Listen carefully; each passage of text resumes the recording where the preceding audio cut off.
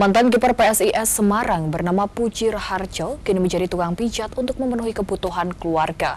Di usia senjanya, dia harus berkeliling memenuhi panggilan pasien untuk memenuhi jasa pijat urut dengan upah seikhlasnya.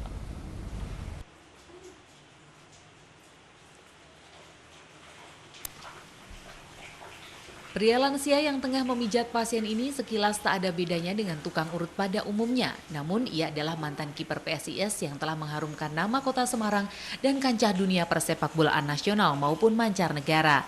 Ia adalah Puji Raharjo, mantan kiper PSIS era tahun 1976 hingga 1985. Banyak keriput yang kini menghias wajah karena usianya bulan depan akan genap 68 tahun. Meski demikian, kakek 6 anak dan 6 cucu ini harus bekerja keras untuk memenuhi kebutuhan keluarga. Sejak pandemi COVID-19, Puji menjalani profesi baru sebagai tukang pijat. Sebab sebelumnya ia harus keluar dari tempat kerja sebagai pengelola wisata di Rembang. Selain itu, ia juga tak lagi melatih sepak bola karena semua lapangan tutup akibat COVID-19. Puji yang sekarang tinggal di kawasan Manyaran, Semarang Barat, awalnya tak dikenal warga, pernah menjadi legenda kiper PSIS.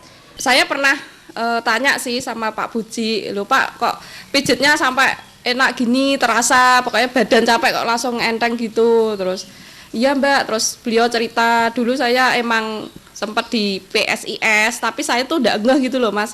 Pengalamannya sebagai kiper yang rentan cedera menjadi pelajaran berharga baginya saat menjalani terapi pijat. Apalagi Puji juga pernah mengenyam pendidikan kuliah di olahraga sehingga mendapatkan materi pembelajaran pijat dan anatomi tubuh. Karena waktu masih main di PSIS, kebetulan posisinya penjaga gawang itu rawan rentan cedera. Jadi kalau habis main cedera gitu, kalau saya dipijit orang itu saya rasakan, Mas. Jadi, kalau saya sakit yang ini, yang dipijit yang mana itu yang saya rasakan. Kemudian sekarang saya ambil hikmahnya. Jadi waktu saya cedera itu saya sekarang bisa mijit orang yang cedera seperti apa, saya akhirnya bisa. Puji Raharjo ketika menjadi pemain PSIS mendapatkan penghargaan dengan direkrut sebagai karyawan Bank BRI mulai 1979. Namun ia mengajukan pensiun dini pada 2008 karena ingin fokus melatih sepak bola pada anak-anak. Impiannya itu mendapat tantangan besar ketika badai pandemi COVID-19 datang karena kehilangan mata pencaharian.